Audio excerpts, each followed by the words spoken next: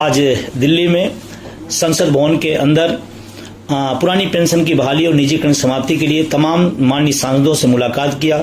उनके निर्वाचन के बाद उन्हें बधाई दिया और सत्ता पक्ष से निवेदन किया कि पुरानी पेंशन बहाल करें। और विपक्ष के साथियों से मैंने निवेदन किया, सांसदों से, माननीय सांसदों ने निवेदन किया कि वो मजबूती से 1 करोड़ जो एनपीएस कर्मचारी हैं, देश भर के शिक्षक कर्मचारी अधिकारी हैं, उनकी पुरानी पेंशन की बहाली को रास्ता निकालने के लिए मदद करें। और माननीय विपक्ष के नेता माननीय राहुल गांधी जी से स्पेशली मुलाकात करके उनसे सारी बातें पहले से उन्हें अवगत था और मेरी मुलाकात के बाद उन्होंने कहा कि नहीं, ये विषय महत्वपूर्ण रहा और पूरे चुनाव में भी बहुत प्रभावित किया है। और मुझे बड़ी खुशी हो रही है बताते हुए कि जिन भी सांसदों से हमने अपनी बात रखी, हमारे रखने के तुरंत बाद उन लोगों ने कहा नहीं, ये मुद्दा बहुत गंभीर है, महत्वपूर्ण है और चुनावी जो अभी परिणाम आए हैं उसमें बहुत बड़ा रोल रहा। ये माननीय सांसदों ने बात कही है, मुझे सुनकर बड़ा अच्छा लगा। मुझे अटेवा, एनएमओपीएस और अपने सहयोगी संगठनों बहुत गर्व है कि पहले से माननीय सांसद इस पर तैयार हैं और आने वाले समय में जब सदन आगे बढ़ेगा तो निश्चित रूप से विषय बहुत गंभीर होगा और बहुत मजबूती के साथ उठाया जाएगा। मैं तमाम उन माननीय सांसदों का धन्यवाद ज्ञापित करना चाहता हूं और उन सबको पुनः बधाई देना चाहता हूं कि इसी 18वीं लोकसभा की चौखट से पूरे देश के शिक्षकों कर्मचारियों के लिए पुरानी पेंशन की सौगात बाहर निकले, ऐसी मैं अपेक्षा करता हूं। अभी तमाम सांसदों से और आवासों पर उनसे मुलाकात करना है और लगातार जो भी अपडेट होगा मैं बताता रहूंगा। और मुझे खुशी इस बात के लिए है कि एनएमओपीएस ने जिस आंदोलन को आगे बढ़ाया था, आज वो नजदीक की तरफ बिल्कुल लक्ष्य के पहुंच रहा है। पूरे देश में एनएमओपीएस का साथ दीजिए, हमारे सहयोगी संगठनों के साथ खड़े होइए। निश्चित रूप से आने वाले समय में 110% इस देश के लिए पुरानी पेंशन बहाल होगी। और आने वाले समय में मैं आपको बनाना चाहता हूं कि जब राष्ट्रीय कार्यकारिणी बैठक होगी, आगे जो प्रोग्राम तय किए जाएंगे, उससे देश के अंदर पूरा एक माहौल बनेगा और बहुत जल्द ही तमाम राज्यों के अंदर भी पुरानी पेंशन की बहाली होगी। आने वाले समय में जो चुनाव है जिन राज्यों में, वहां भी प्रयास किया जाए वोट फॉर ओपीएस अपनी तेजी बढ़ते।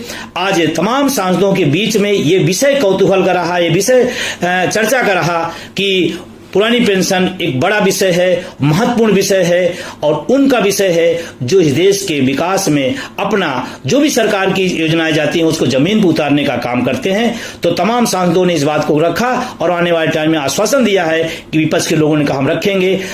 जो सत्ता पक्ष के लोग थे उनमें भी ये भाव दिखाई पड़ा कि नहीं, ये मुद्दा है, मैं व्यक्तिगत रूप से स्वीकार करता हूं और 25 साल 30 साल कोई सेवा दे और बुढ़ापे में उसका कोई सहारा न हो। ये तमाम सत्ता पक्ष के लोगों ने व्यक्तिगत रूप से मुझे कहा, मुझे सुन के अच्छा लगा। कम से कम हमारी नई जो संसद है वो इस पर संवेदनशील होगी और आगे कुछ महत्वपूर्ण फैसले आएंगे, ऐसा मैं विश्वास करता हूं।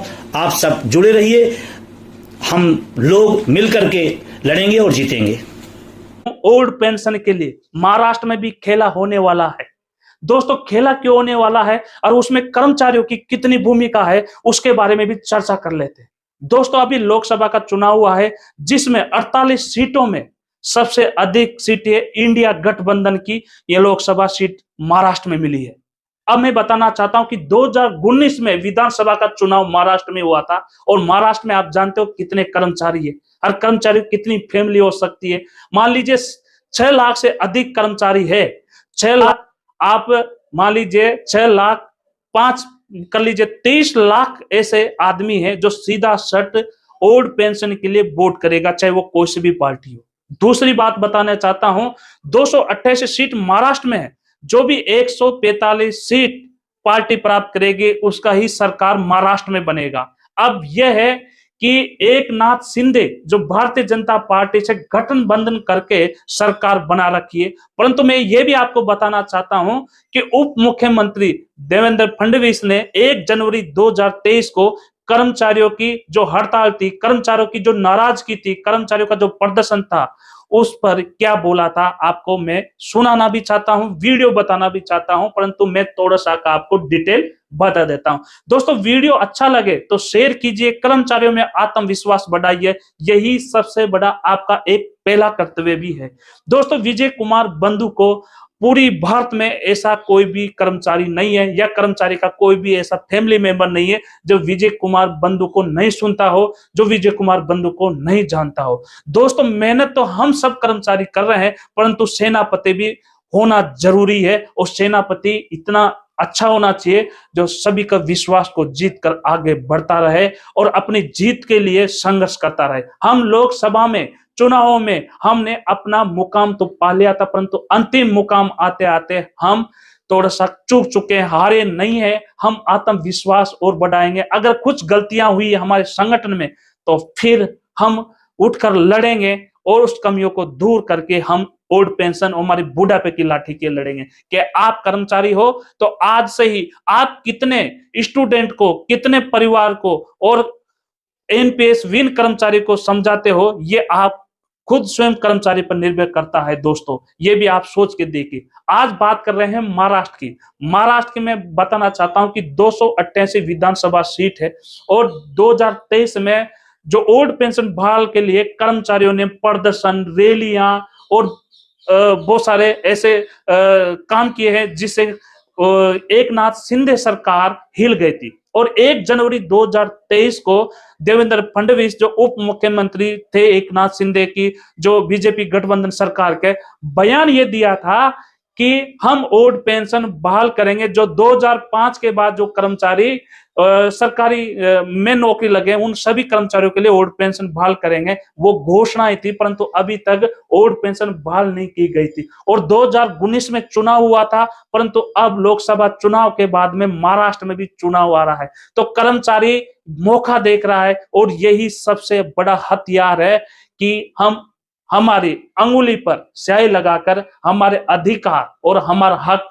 ले सकते हैं। ये सभी का ही अधिकार है। संविधान सबके लिए बराबर है, परंतु विधायक और सांसदों को ओल्ड पेंशन मिलती है, परंतु कर्मचारियों को नहीं। जो दिन रात कर्मचारी पूरी जिंदगी, पूरी जवानी पूरे भारत देश के जो विकास के लिए लगा देता है, उसको ओल्ड पेंशन नहीं है। अभी आप जानते हो कि कर्मचारियों की जो रिटायर्ड हो रहे हैं कर्मचारियों को 1 लाख तनख्वाह उसको 3,000 4,000 रुपये मिल रही है। तो इस महंगाई में एनपीएस पेंशन में क्या कर पाएगा?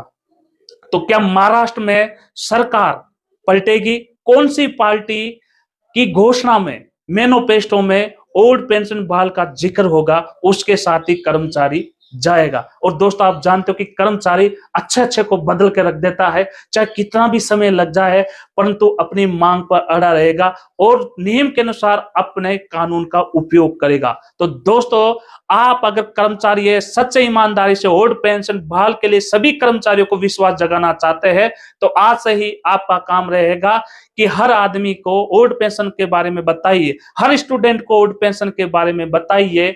और दूसरा है कि अपनी फैमिली, अपने परिवार, रिश्तेदारों को यह बताए कि अगर आपका बेटा सरकारी खेमे में नौकरी पाता है तो एनपीएस ओल्ड पेंशन में क्या अंतर है, उसके बुढ़ापे के जीवन में क्या अंतर आएगा एनपीएस ओल्ड पेंशन में। तो दोस्तों, महाराष्ट्र ऐसा विधानसभा है कि इसमें चुनाव होगा। अगर ओल्ड पेंशन की सरकार बनेगी तो केंद्र सरकार भी घबराएगी और धीरे धीरे सभी राज्यों में जिनमें चुनाव होते जाएंगे उसमें ओल्ड पेंशन का सबसे बड़ा हथियार होगा। तो दोस्तों, मैं इसमें वीडियो भी बताऊंगा देवेंद्र फडणवीस ने क्या बोला है कर्मचारियों को। दोस्तों, इस वीडियो को शेयर कीजिए और आज से आप कर्मचारी का काम कीजिए, ओल्ड पेंशन के लिए मेहनत कीजिए। विजय कुमार बंधु को फॉलो कीजिए। विजय कुमार ऐसा आदमी है जिसने हर आदमी के रग रग में ओल्ड पेंशन का नाम लिख दिया है। तो दोस्तों, मैं विजय कुमार बंधु को फॉलो करता हूं और आप भी विजय कुमार बंधु के इशारे पे चलिए।